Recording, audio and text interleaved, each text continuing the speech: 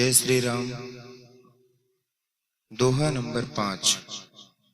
भलो भलाई पै लहै निचाई नीच, सुधा सराहिय अमरता गरल सराहिय मीच। इसका अर्थ है भला भलाई ही ग्रहण करता है और नीच नीचता को ही ग्रहण किए रहता है। अमृत की सराहना अमर करने में होती है और विष की मारने में। खल अग अगुण साधु गुण गाहा, उभय अपार उदधि अवगाहा। तेहि ते कछु गुण दोष बखाने, संग्रह त्याग न बिन पहचाने। दुष्टों के पापों और अवगुणों की और साधुओं के गुणों की कथाएं दोनों ही अपार और अथाह समुद्र हैं। इसी से कुछ गुण और दोषों का वर्णन किया गया है, क्योंकि बिना पहचाने उनका ग्रहण या त्याग नहीं हो सकता। भले पूंछ सब विधि उपजाए, गनि गुण दोष वेद बिलगाए।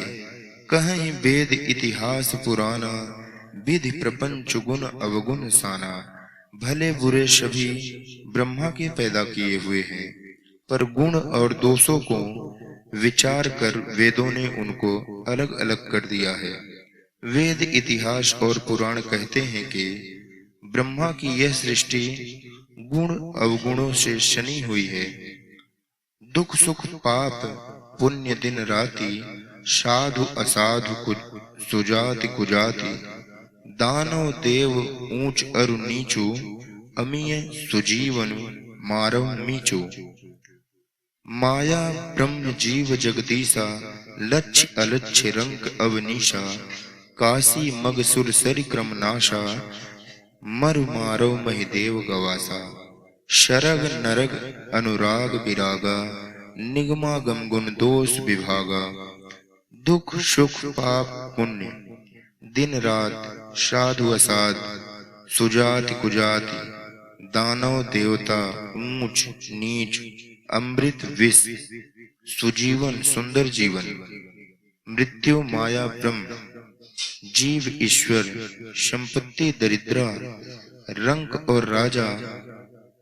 काशी मगध और गंगा कर्म नाशा। मारवाड़ मालवा, ब्राह्मण कसाई, स्वर्ग नरक, अनुराग वैराग।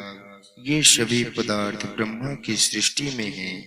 वेद शास्त्रों ने उनको गुण दोष का विभाग कर दिया, यानी कि सबको सबके गुण के हिसाब से अलग अलग कर दिया है।